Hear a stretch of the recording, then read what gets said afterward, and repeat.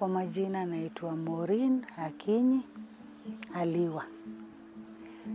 Naishi hapa Loitoktok. Mimi ni mama wa watoto 5. Safari yangu ya hii ugonjwa sikuwa nimejua ni nini na nikula. Nilikuja hapo hospitalini, nikapimwa, hao ndio waligundua ilikuwa ni kansa. Walinilaza hapa wiki moja. Nikapata matibabu, nilifanywa radiotherapy, nilianza na radiotherapy. Hiyo safari ilikuwa ngumu. Kwa sababu wakati nilipofanyiwa radio ikawa inanifanya sikuli. Sasa hata nikiwa pale kwangu nafanya kila kitu.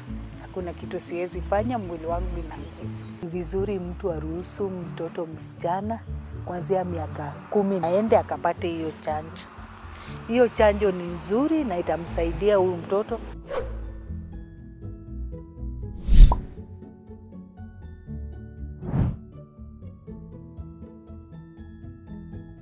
Chanjo huokoa maisha.